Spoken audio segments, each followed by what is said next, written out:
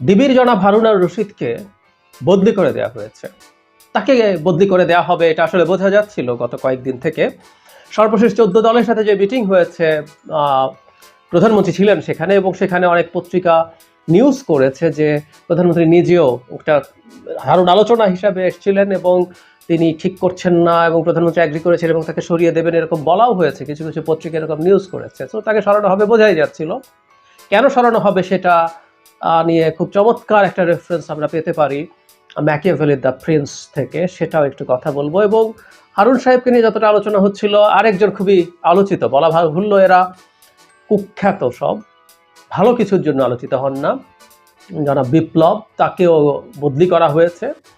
এই বদলিগুলো কেমন জানি না। এই দুজন প্রচুর মিডিয়ায় আসতেন এবং এক একটা গরিবের বেনজির আমরা বলি না, কারণ বেনজির হওয়ার স্বাদ তাদের আছে, কিন্তু বেনজিরের মতো শরীরে, অ্যাটিটিউডে, অ্যাপিয়ারেন্সে ওই হ্যাডাম দেখানোর মতো অবস্থা তাদের তৈরি হয় নাই, কিন্তু তারা চেষ্টা করতেন সেটা দেখাতে। এই দুদিন আগেও যারা বিপ্লবকে খুবই হামবড়া নিয়ে কথা বলতে শোনা গেছে, মাঝে মাঝেই শোনা যায়। আর জনাব হারুন তো সবচেয়ে আলোচিত পুলিশ অফিসারের মধ্যে ছিলেনই। তাদেরকে সরালো কেন সরকার? বিশেষ করে জনাব হারুন রিসেন্টলি ডিজাস্টার করেছেন এই কোটা আন্দোলনের সমন্বয়কদেরকে তুলে নিয়ে গিয়ে তথাকথিত নিরাপত্তা হেফাজতে রেখে তাদেরকে তাদের অফিসে স্টেটমেন্ট দিতে বাধ্য করে খুব বড় ঝামেলা বাঁধিয়ে ফেলেছিলেন। অবশ্য হারুন বাঁধিয়েছেন এই কথাটাও ঠিক না, আমি মনে করি না, কিন্তু হারুনকেই এটা সাফার করতে হবে। আমি আসবো এই জায়গায়। ম্যাকিয়াভেলি দ্য প্রিন্সের নিকোলো ম্যাকিয়াভেলি রাইটার আমরা জানি। আমি স্মৃতি থেকে বলছি, আমার দু একটা এদিক সেদিক হতে পারে, আমার আসলে খুব ধৈর্য হয়নি আবার এগুলো ঠিক করে নিতে, এখন অনেক আগে পড়া বইটা। মানে নিকোলো ম্যাকিয়াভেলি তার এই বইটা লিখতে খুবই উৎসাহিত হয়েছেন একজন ব্যক্তিকে এবং তার জীবন দেখে, চেজারে বর্জিয়া। এই ভদ্রলোক কোনো একজন পোপের, ভুলে গেছে কোন পোপ, তার ইললেজিটিমেট সন্তান ছিলেন। তিনি একটা সময় পাদ্রি বা ধর্মগুরুও হতে গিয়েছিলেন, কার্ডিনাল। পরে সেখান থেকে ওটা বাদ দিয়ে উনি সোলজার হন, সেনাপতি হন, এবং ইটালির একটা অংশে তার একটা ছোট রাজ্য উনি তৈরি করেন। ফলে তিনি কিভাবে এই জায়গা থেকে তার ট্রান্সফরমেশন হলো এবং কিভাবে উনি ওনার ক্ষমতাকে পাকাপোক্ত করলেন, কিভাবে ক্ষমতা ব্যবহার করলেন, কিভাবে ক্ষমতা অর্জন করলেন, কিভাবে সেটা রক্ষা করলেন, এগুলো ম্যাকিয়াভেলিকে খুবই ইনফ্লুয়েন্স করেছে, এবং কিভাবে সেটা ডেক্লাইন করলো সবকিছু। আমরা প্রিন্স যদি পড়ি তাহলে আমরা দেখবো ওখানে ক্ষমতা অর্জন কিভাবে করতে হয়, সেটা কিভাবে ধরে রাখতে হয়, এই দুটো মোটা দাগে ভাগ আছে বইটা। তো বর্জিয়া একবার একটা অঞ্চল, ওই অঞ্চলটার নামও ছিল আই ফরগট, কোন একটা অঞ্চল যখন দখল করেন, সেখানকার লোকজন তখনও বেশ এক ধরনের বিদ্রোহী অ্যাটিটিউড নিয়েছিল। তখন তিনি রেমিরিডো ওকো এরকম নামের এক ভদ্রলোককে দায়িত্ব দিয়ে পাঠালেন যে ওই জায়গাটাকে তুমি ঠিকঠাক করো। সে গেল এবং তাকে ব্ল্যাঙ্ক চেক দেওয়া হয়েছিল। সে এমন কোনো ব্রুটালিটি নেই যেটা করে নাই। সে প্রচুর খুন করেছে, এমনকি স্ত্রী সন্তানদের সামনে ব্যক্তিদেরকে শিরশ্ছেদ করেছে, রেপ করেছে, প্রচুর অসংখ্য মানুষের জমি বাড়ি দখল করে নিয়েছে। মানে হেন কোনো টর্চার নেই সেটা সে করে নাই। বর্জিয়া খবর পেল এলাকা নিয়ন্ত্রণে এসছে, কিন্তু মানুষের তীব্র ক্ষোভ তৈরি হয়েছে ওকোর ওপরে। তো বর্জিয়া যেদিন গেলেন সেদিন ওকোকে ধরে, মানে উনি ভাব করলেন উনি কিছুই জানতেন না, ওকো এরকম করে ফেললো, অথচ ওকোকে ব্ল্যাঙ্ক চেক দিয়ে পাঠিয়েছিল বর্জিয়া। ওকে উনি হত্যা করলেন এবং তার ডেড বডি 2 টুকরা করে একটা মাঠে রেখে দিলেন লম্বা সময়। জনগণ দেখলো, খুশি হলো। এই খুশি হয়ে তারা রাজার প্রতি, মানে ওই রাজা তো না, ইনফ্যাক্ট ওই অঞ্চল দখল করেছেন বর্জিয়ার প্রতি খুশি হয়ে গেল, এবং এরপর বর্জিয়া তাদেরকে হাতে রাখার জন্য খাবার বিতরণ করলেন, নাচ গানের আয়োজন করলেন, করে তাদের মন জেতার চেষ্টা করলেন। তো সামনে মানুষজন ওকোকে দেখেছিল, তাকে এভাবে মেরে ফেলায় তারা সন্তুষ্ট হলো, তাদের খুব প্রশমিত হলো। জনাব হারুন বিপ্লব, এই যে হারুন সাহেব যে কাজটা রিসেন্টলি করলেন, আমরা কি মনে করি এই দেশের এই পরিস্থিতিতে সারা পৃথিবীর দৃষ্টি যখন আমাদের উপরে, তখন হারুন সাহেব এটা তার সিদ্ধান্তে করেছেন? না, এই সিদ্ধান্ত বহু উপর থেকে এসছে, তাকে করতে বলা হয়েছে। কিন্তু এখন যেহেতু সব লেজে গোপরে হয়ে গেছে, আমাদের দেশে তো বটেই, বাইরে থেকেও যখন এটা নিয়ে তীব্র চাপের জায়গা তৈরি হচ্ছে, তখন এটা হারুনের উপরে চাপিয়ে দেওয়া হলো ওকোর মতো, এবং তাকে সরিয়ে দেওয়া হলো। এরা বিপ্লবের ক্ষেত্রে একই ধরনের ঘটনা আছে, মানুষের ক্ষোভ আছে, এই দুজনকে সরিয়ে দিয়ে সরকার ধারণা করছে জনগণ খুশি হবে, ওকে হত্যা করে দুটুকরা করে ফেলার পর কিন্তু বর্জিয়ার উপরে জনগণ খুশি হয়েছিল না, উনি তো কিছু জানতেন না। প্রশ্ন হচ্ছে এই সরকার এরকম পদক্ষেপ নিয়ে কি কাজ কিছু হবে? উত্তর হচ্ছে না। এটা সেই মিডিভিয়াল পিরিয়ড না, এটা যোগাযোগের যুগ, এটা তথ্যের যুগ। আমরা খুব ভালো মতো জানি জনাব হারুন কিভাবে এই পোস্টে আসে, জনাব বিপ্লব কিভাবে এই পোস্টে আসে, জনাব হারুনের হ্যাডামের উৎস কি করতে পারেন, কেন পারেন, কিভাবে পারেন, সবকিছু মানুষজন জানেন, সবকিছু মানুষজন, উৎস কোন জায়গায়।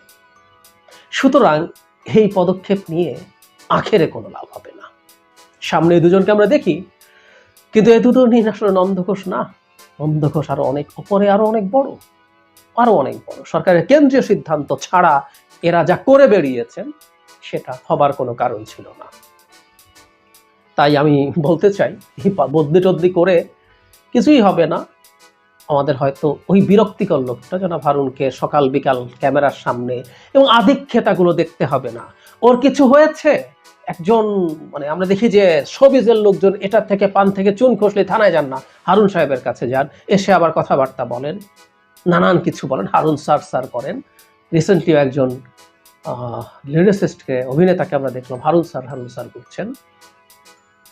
যাই হোক, এই ঘটনা আমরা দেখতে থাকলাম, এই আধিক্যতাগুলো হতো, এই আধিক্যতাগুলো দেখতে হবে না। লাভ বলতে এইটুকু, এই জায়গায় যিনি আসবেন তিনি যেন হারুনের মতো এই পিআর হয়তো করে বেড়াবেন না, পরিস্থিতি অনুকূলে থাকলে একই রকম কাজ করবেন, কারণ তারা অ্যাসাইন্ড হন এসব করার জন্য। মাঝখান থেকে দু একজনকে সরিয়ে টরিয়ে ভাব ধরা হয় যে ওরাই সব নষ্টের গোড়া, আমরা সব ফেরেশতা, আমরা এত স্টুপিড না। এই দেশের মানুষের পলিটিক্যাল উইজডম এক্সেলেন্ট, তারা সবকিছু বোঝেন। আমরা জানি এই মুহূর্তে ডিবি হেফাজতে আছে 6 সমন্বয়ক কোটা আন্দোলনের। ধাপে ধাপে তাদেরকে শেষ পর্যন্ত 6 জনকে নিয়ে যাওয়া হলো। তাদেরকে হেফাজতে রেখে একটা ঘোষণা দেওয়ানো হয়েছিল কোটা সংস্কার আন্দোলনের সব মুভমেন্ট তারা প্রত্যাহার করছে এরকম। এবং আমি আগে একদিন প্রথম যে ভিডিওটা করেছিলাম সেখানে একদিন বলেছিলাম যে একটা ক্রস ফায়ারের মতো গল্প তৈরি হচ্ছে। আপনি ঠান্ডা মাথায় যখন মানুষ খুন করছিলেন তখন একটা গল্প তৈরি করেছিলেন, আপনি কিভাবে অস্ত্র উদ্ধারের জন্য যান, কিভাবে আপনার উপরে গুলি হয়। ঠিক একই রকম এদেরকে আটক রাখার জন্য নিরাপত্তা হেফাজত চাওয়া হচ্ছে বলে একটা ফালতু কথা মাঠে ছাড়া হয়েছে। প্রথম ডিবি চিফ তো বলেছেন, এরপর স্বরাষ্ট্রমন্ত্রীও ঠিক একই কথা একো করে। তাতে আমরা বুঝি এটা একেবারে রাষ্ট্রের সর্বোচ্চ পর্যায়ে, সরকারের সর্বোচ্চ পর্যায়ে থেকে দেওয়া সিদ্ধান্ত। এর মধ্যে ফ্রাস্ট্রেশন আরো তৈরি হয়েছে, সেটা হলো আজ তাদের মুক্তি চেয়ে যে রিট করা হয়েছিল সেটা রায় হবার কথা, সেটা রায় আজ হয়নি, কারণ একজন বিচারক, আমরা যেন প্রধান বিচারপতি ছাড়া আর কাউকে বিচারপতি না বলি ফর গডস সেক, আমাদের সংবিধান অনুযায়ী সবাই বিচারক, সবাই এখন বিচারপতি হয়ে সংবিধান বহির্ভূতভাবে এই কথাগুলো তারা পর্যন্ত ব্যবহার করে। যাই হোক, বিচারক অসুস্থ ছিলেন, তাই শুনানি হয় নাই। এই অসুস্থতা, একটা মানুষের অসুস্থতা থাকতেই পারে, কিন্তু আমি রাদার বলি যে এটা শুনানিটা আজকে পর্যন্ত কেন আসলো। যে রিটটা হয়েছে সেটির দুটো অংশ ছিল, একটা হচ্ছে এদের মুক্তি এবং ছাত্রদের উপরে গুলি না করা। গুলি বলতে আমরা বুঝি যে আপনি যখন লম্বা রেঞ্জের বুলেট, আমরা যে শটগান থেকে গুলি করি এগুলোকে আসলে আমরা ঠিক বুলেট ইংরেজিতে শব্দটা ব্যবহার করে না। বুলেট হচ্ছে সবসময় রাইফেলড অস্ত্র। ব্যালিস্টিক্সের এত ভেতরে আর না যাই, এর মধ্যে আমাদের রাইফেল আছে, মেশিন গান আছে, এমনকি রিভলভার বা পিস্তল একটা রাইফেলড অস্ত্র। আপনি খেয়াল করবেন এগুলোর বুলেটের চেহারা একই, ছোট বড় হয়, ক্যালিবার ভিন্ন হয়, চওড়াটা কতটুকু ডায়ামিটার হবে সেটা ভিন্ন হবে, কিন্তু চেহারা একই। শটগান থেকে যেগুলো করা হয় এগুলোর মতো না, তাই না? সো তারা এই ধরনের লেথাল ওয়েপন এবং বিশেষ করে অ্যাসল্ট রাইফেল পুলিশের হাতে আছে, সেগুলো ব্যবহার করার বিরুদ্ধেও কথা বলতে চেয়েছিলেন, সেটা নিয়ে রিট। আমার কথাটা হচ্ছে ডিবি হেফাজতে যারা আছে তারা ওখানে অন্যায়ভাবে আছে। এটা ঠিক কত সময়ের ব্যাপার, এই সিদ্ধান্ত দেয়া কত সময়ের ব্যাপার। আমাদের কোর্টও অনেক বেশি সময় নিয়ে নিল কিনা এই প্রশ্নগুলো আমরা করতে পারি। প্রয়োজন হলে কি আপনি একটা হিয়ারিং করে খুব অল্প সময় 1-1.5 ঘন্টা গ্যাপ রেখে রায় দিয়ে দেন নাই? কোটা সংস্কারের ক্ষেত্রে কোটা নিয়ে যে রিট শেষ পর্যন্ত আপিল বিভাগে আপিল হলো এবং পরিস্থিতি অনুযায়ী করা হলো, হয়েছিল না? হয়েছিল। এখানে এইরকম একটা জরুরি ব্যাপার, এবং এরা আটক থাকবে কি থাকবে না এটা খুব সিম্পল ব্যাপার। এটার জন্য বিরাট বিরাট লয়ার বা জাজ হওয়ার কোনো দরকার নেই। আমরা বেসিকলি বুঝি, আপনাকে হয়তো গ্রেফতার করা হবে, গ্রেফতার যদি করা হয় তাহলে আপনাকে সংবিধান অনুযায়ী 24 ঘন্টার মধ্যে নিকটস্থ আদালতে নিতেই হবে। তারা গ্রেফতার করেনি, গ্রেফতার দেখায়নি এই কারণে।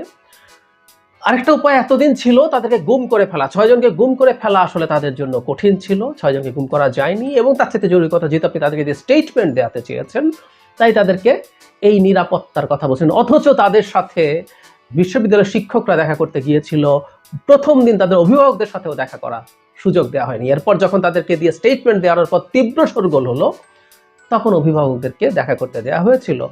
যেই মানুষগুলো নিরাপত্তা যদি চেয়েই থাকে তাদেরকে বাইরে আসতে দেন, তাদেরকে সাংবাদিকদের সাথে কথা বলতে দেন। টিচাররা দেখা করতে চেয়েছিল, দেখা করতে দিতেন। বাবা মারা দেখা করতে চেয়েছিল, দিতেন, দেন নাই। এটা আমরা খুব ভালোভাবে বুঝি, ওদেরকে আসলে আটক করে রেখেছেন। সুতরাং এই জিনিসগুলো রায় হওয়ার জন্য এত সময় লাগার কোনো কারণ ছিল না। আমি আবারও বলি, একজন বিচারক অসুস্থ হতেই পারেন, কিন্তু বাংলাদেশের বিচার ব্যবস্থার প্রতি আমাদের আস্থা যেই জায়গায় গিয়ে পৌঁছেছে, সেখানে এই জিনিসগুলো প্রশ্ন তৈরি করে। এবং আমি জানি না এটা, যেহেতু অসুস্থ, তিনি কবে সুস্থ হবেন। যদি সেটা না হয় খুব দ্রুত এই বেঞ্চ তৈরি করে হিয়ারিং হওয়া দরকার আছে, এবং আমরা চাই as early as possible coaster যারা সমন্বয় করেছেন তারা বাইরে আসবেন, এবং আমি বিশ্বাস করি তাদের উপর ওখানে কি হয়েছে তারা সেগুলো আমাদের সামনে বলবেন।